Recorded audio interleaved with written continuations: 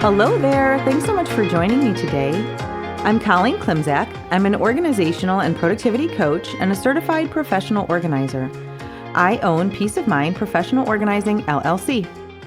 Since 2003, I've been helping my clients live better lives through organizing and organizational and productivity coaching. I support my clients and my community with coaching, in-person and virtual organizing, my weekly podcast called Your Organized Life with Colleen Klimczak, a free weekly virtual productivity session called Finish Line Friday, a free weekly email newsletter, and regular content on Facebook and Instagram. I also offer presentations and professional development to groups and companies. And coming soon, I will be launching a membership circle to support my community with even more coaching and productivity content. Want to finish strong with me this week? Join me for Finish Line Friday every Friday morning at 9 a.m. Central for a 2-hour productivity session. Drop me an email at colleen@peaceofmindpo.com or follow the Zoom room link on my Instagram or Facebook page. Welcome to Your Organized Life, episode 70. Wow. So I have been working on a lot of educational content lately. I'm presenting this week at a career training program. I've presented there many times, but I am presenting there tomorrow and Wednesday, and I've been spending the last couple months updating my content. In addition, I'm also working on a course creation project for my professional organization, NAPO, which is the National Association of Productivity and Organizing Professionals.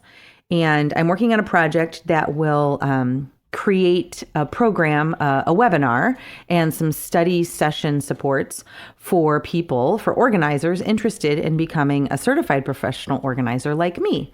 So I have been thinking educational thoughts lately. Let's just put it that way. And before I dive in, I also want to say thanks to everybody who reached out to me after last week's episode. Everybody's doing fine and we're making progress, so we'll take it. I think the month of March has been about 100 days long, though. It's both been 100 days and like 4. I don't know why it's the last week of March. I'm not sure how that happened, but anyway. So today, since we're talking a lot about educational content lately, I wrote up an article and content for both of the programs that I mentioned on learning styles. There is so much content that I could talk about learning styles, but I'm just going to scratch the surface. You'd be here for hours and days, so we're just going to get started. So the article title for this week is, How Does Your Brain Work? And I asked the question, does this sound like you? Have you ever said or heard someone say, I'm more of a visual person, or I really need to talk some things out, or, if I hear a song once, I remember the words. Maybe you've heard someone say, I'm really more of a hands-on person, or maybe they say, if I drive to your house once, I will always remember how to get there. And yes, right? Yes, and yes. These are all things that might indicate how someone's brain works and how they use information and what learning styles work for them. So like I said, today I want to talk about learning styles. In coaching, we call them processing modalities. Wow, right? Processing modalities. I'm going to use the term learning styles and modalities interchangeably, though. So our processing modalities are how our brain best deals with information. These learning styles are part of what makes us, what makes you, and what makes me. But they are not character or personality traits. They are the paths that our brain uses to process and cement information and turn it into something useful. So the most common ones, or at least the ones that we're going to talk about today, are visual, auditory, verbal, and kinesthetic, and relatedly tactile. So I'm going to walk through all of those. Simply put, visual processors learn by seeing, auditory learners learn by hearing, verbal learners learn by speaking, and kinesthetic and tactile processors learn by doing. So I just think it's so helpful for us to understand that there are learning styles, and also that everyone is a blend of those learning styles, you and me and everyone else that you interact with. And it's also helpful then that we know how to support our blend and the blend of the people that we interact with. So knowing that you're a blend and I'm a blend and that every other person in your life is their own blend gets us closer to awareness, acceptance, and understanding. And what I also want to say, the message of hope here is that the important thing to remember is that you have options. We all have options. We all have options on how to support our own learning styles and also options on how to manage ourselves with other people whose learning styles are different than ours. So when you think of a traditional classroom, consider all the ways the teachers engage multiple learning styles. We read aloud, or we listen to the teacher or other students read aloud, or we may listen to a recording. We may use our hands and use manipulatives in math, or word cards on our desk in ELA.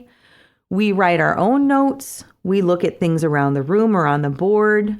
We might even move around to stations or act out a scene from literature or history, right? So we've all seen those different learning styles in action, but now we're actually going to name them and we're going to work through them. And all of those different ways reinforce the variety of learning styles. So we all possess all the learning styles, right? None of us, unless we have some sort of physical defect, we all have the capacity to see and hear and speak and do. So we all have them, but some of those learning styles may be stronger in us than others because the styles and modalities show up differently in each of us at times, all the time. So when he was little, I thought one of my sons was being difficult because we didn't see things the same way. And the answer is we absolutely didn't see things the same way, and that's okay. So when he was about 10 and we talked it through, he and I discovered that he is a visual learner and that when I told him to go in and clean his room, he saw everything in his room as one thing, like one composite item, and he would get overwhelmed. So it was difficult for him to break down the big composite item into smaller pieces of the room, like make a bed and then put the laundry on the floor in the hamper and then hang up his baseball cap. So once we figured out that we literally did not see things the same way, we figured out how I could change my language and he could change how he looked at things. And then we started to communicate better. So now that we know that there are learning styles and that we all have our own strengths in those learning styles, let's look at how we can use that knowledge to navigate our life. I will use myself as a case study because then I don't have to ask permission. I hope you guys never get tired of that. We'll be in trouble if you do. So here's the deal. I am strong in multiple modalities, which is actually quite common. So one of my strengths is auditory learning. I am a really good listener, which serves me well in my role as an organizational coach and musician. And it can also be a problem because I get stressed out with prolonged or chaotic loud noise. For example, I love a good concert, either seated in plushy seats listening to a full orchestra, but more likely in a bar listening to one of our favorite bands. And though I love the concert, I'm also somewhat relieved to walk outside in relative quiet afterwards to let my brain process all of the new awesome input that I just experienced. And both can be true. So I can love the auditory learning and I can also love the silence and the quiet to process that. In addition, I'm also a professional speaker and singer. So not surprisingly, I'm a strong verbal learner. For myself, I know that I benefit from talking through challenges and ideas. And very often I gain awareness when I hear myself say something out loud. And on the other side of that, I can also get to a point some days that I am talked out. I'm a verbal learner, but I dislike talking on the phone, mostly because I would rather speak in person. So I am aware of my learning styles and how they show up for me, and also how to manage me and what tools I can use to get through my day. So let's look at the specific learning styles. A visual processor learns by seeing or imagining something in their mind. They recognize patterns, they appreciate aesthetics, and they appreciate visual representations like graphs or pictures. So the ways that a visual processor can work with that strength is to use color to indicate category or priority in our homes or professional life. Maybe it's using highlighters or fun colors of ink in writing. Maybe it's, making a good list or map of things or taking pictures of things to help you remember. Maybe it's to be purposeful in the physical arrangement of your space, and also to become aware that we're impacted by visual stimuli. For example, to support my visual learning, I request communications in text or email form so that I can refer back to it if I need reminders. And then, sometimes our learning styles can also get in the way. And for example, for one visual learner, they might want to see everything all the time and they don't put things away. But for another visual learner, they might get distracted or overwhelmed by seeing everything, and we need to put it away behind a closed door. For some visual learners, if they don't see something, it ceases to exist for them, and that causes its own blend of trouble. So those are just some things to think about.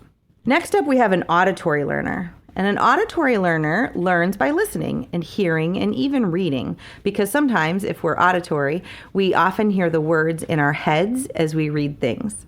An auditory learner remembers things by how they sound or what they were hearing when they learned something. We may hum or talk to ourselves or others, and we may learn ideas while listening to favorite music, instrumental music, white noise, or other noisescapes, depending on the person.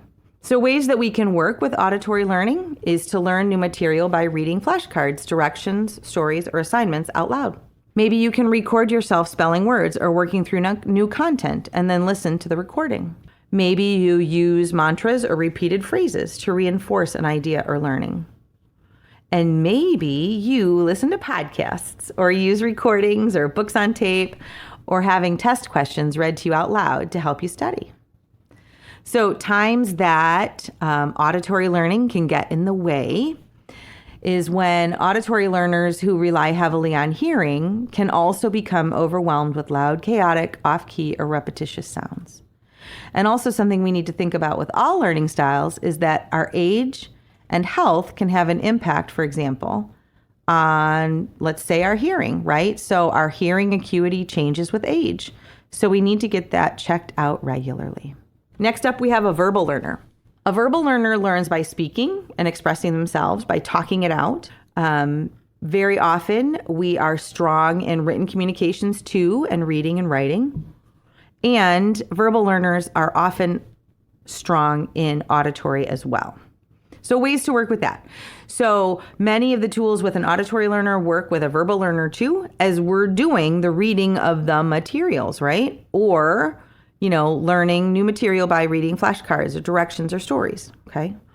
For example, I often write my articles when I commute or travel. I open the voice memo app on my iPhone, record my article, and then I download it to a transcription website to turn it into text, right?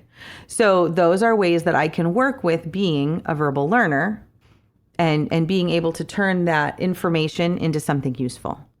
Now, there are also times that can get in the way. As I mentioned in my case study, verbal learners can get talked out, and verbal learners may speak too much and disrupt ourselves and our own train of thought, and especially others. So we need to watch out for that. And then finally, we have kinesthetic and tactile learners. And they learn by touching, doing, moving, building, or drawing. So when we look at kinesthetic learners, we need to think of gross motor skills like, major muscle groups, people who move around when they think. And then a tactile learner works more with their hands or fine motor skills, right? So they're similar, but they're not completely the same. Both learn best when there's some sort of movement involved with the learning experience. Both learn by taking apart things and putting them back together. And both tend to communicate with their whole body, physically or by touch. So there are ways to work with being a kinesthetic and tactile learner. So, mapping out floor plans or factoring in activity like gravitating towards sports or careers that incorporate movement. Maybe you like to physically manipulate learning tools like flashcards into categories or topics. We also need to accept that movement happens, right? So if gum chewing helps, or fidgeting, or tinkering, or taking physical breaks, we need to just accept that and work with that as opposed to against it. Other things we can do is do hands-on activities that involve touching, building, moving, acting, or drawing. And then if you're the note taker, if you're in a group, offer to be the note taker, because that activity keeps your mind engaged. And then there are times that could get in the way as well. So a kinesthetic or tactile learner may struggle if and when they're like physically fatigued or injured or sore, or if space doesn't permit movement, right? So if you're used to being active and moving around and suddenly your environment doesn't support that, that could be a big struggle. Sometimes it's difficult to sit still and you might need to take frequent breaks. And again, not every environment supports that. And then I think we all know that sometimes fidgeting or movement may be misconstrued, like in a classroom or a meeting or something like that, as a lack of focus or impulse control. And that's, very far from the truth. We're trying to really activate our brain when we're doing those movements. But again, it might not be in an environment that accepts that. So, okay, that was a lot, and I felt very teachery on that one. So I hope you guys are still with me. So we have 4 main learning styles that we talked about today. We have auditory learners, we have verbal learners, we have visual learners, and we have kinesthetic and tactile learners. And you are somewhere in there. And I do not know where you are. I know where I am. But I hope that this gives you some insight into yourself and also into the people around you. Just like my little anecdote about my son, it's very possible that if there's, bumps in the road with people around you, it might be that they really don't process information the same way you do. And so finding some common ground could be helpful. I could write forever about learning styles, but this is a good place to start. So really, I just challenge you to consider the different learning styles mentioned and reflect on which one or ones resonate with you the most.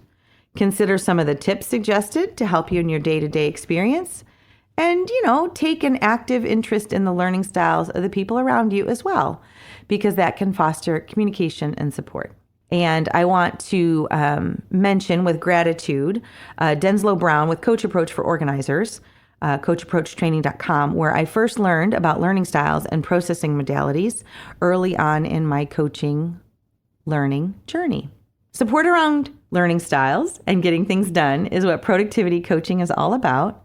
If it's time to invest in yourself and explore coaching for organizing and productivity, I would love to hear from you.